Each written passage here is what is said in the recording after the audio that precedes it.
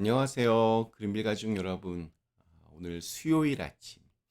네, 오늘도 이렇게 매일 한 말씀으로 오늘 하루를 시작하는 모든 분들에게 주님의 마음을 좀 배우고 본받고 또 주님께서 원하시는 그것을 과감하게 결단하고 행할 수 있는 그런 날이 되시기를 간절히 기원합니다.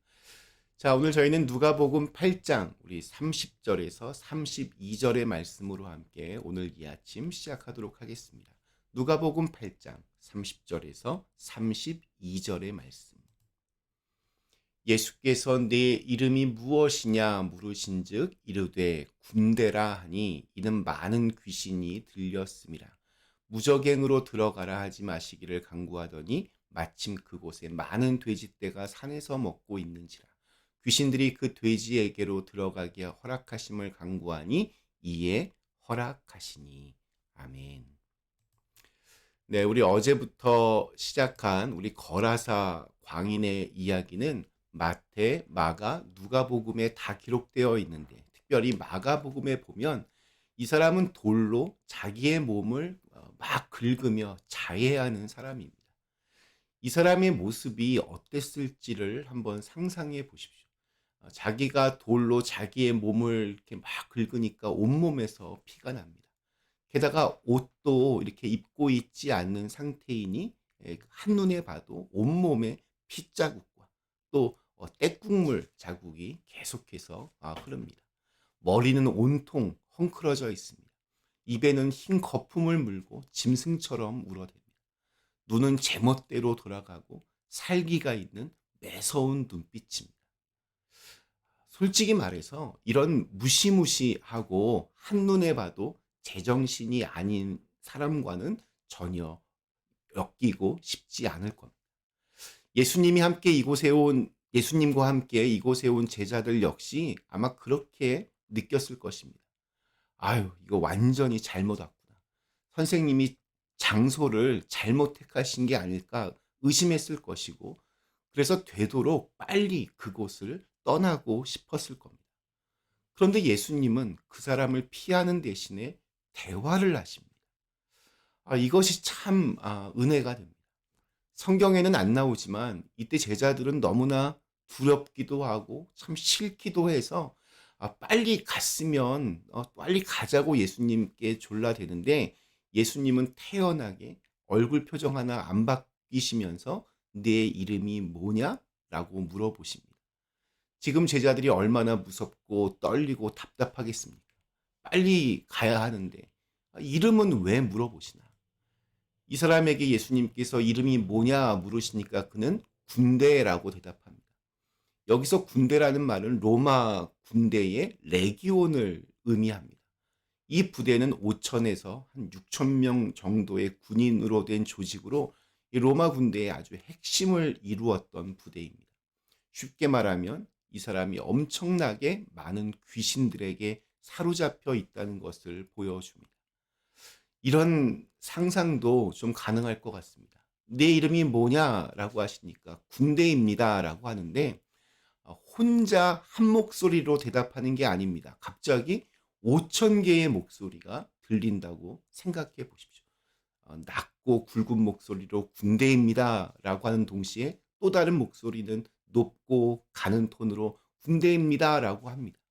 이런 게 5천 개의 목소리로 이렇게 쫙 깔립니다.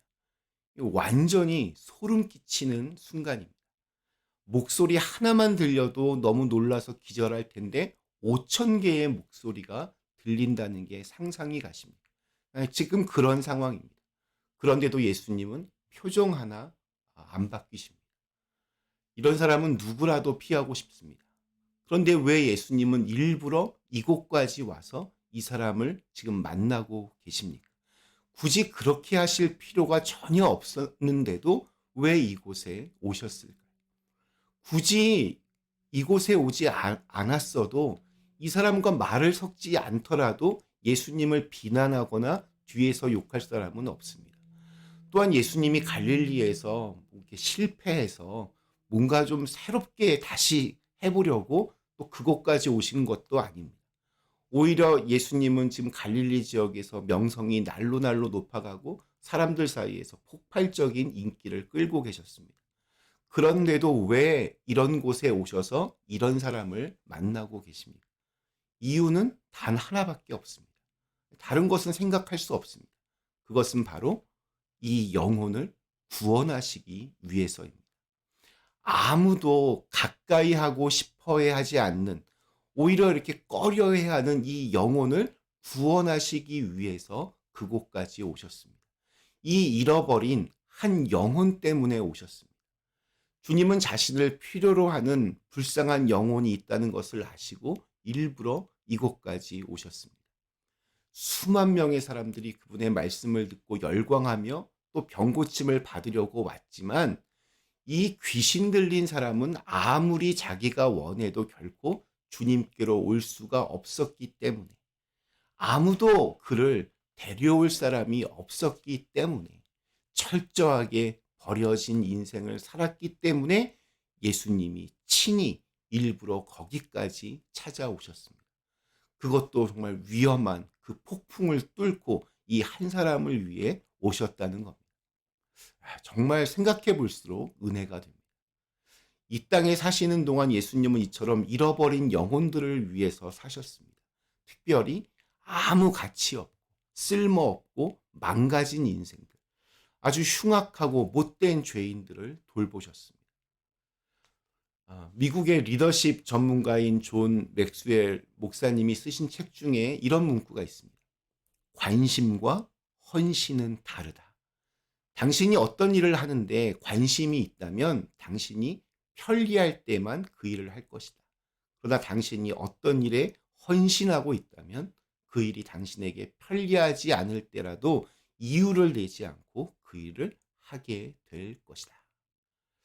우리가 관심 있는 일이 많이 있지만 아무리 관심이 많아도 내가 좀 바쁘거나 뭐 다른 급한 일이 있으면 안 해도 그만입니다. 그런데 어떤 일에 헌신되어 있다면, 헌신이라는 말을 쓸 수 있다면 불편하고 다른 일이 생겨도 그 일을 하는 것, 이것이 바로 헌신입니다. 바로 이것이 우리 예수님께서 하신 일입니다. 아무도 만나고 싶지 않은 사람, 그런데 예수님은 그 사람을 위해 먼 길을 오셨습니다. 왜냐하면 예수님의 인생은 영혼 구원에 헌신되어 있으셨기 때문입니다. 사람을 살리는데 헌신하셨기 때문입니다. 우리는 예수님을 닮아야 합니다. 그렇다면 예수님이 이 땅에서 하신 것처럼 사는 것이 우리의 사명이라고 그렇게 말할 수 있을 겁니다. 우리가 먼저 다가가기까지 사람들은 결코 우리에게 오지 않습니다.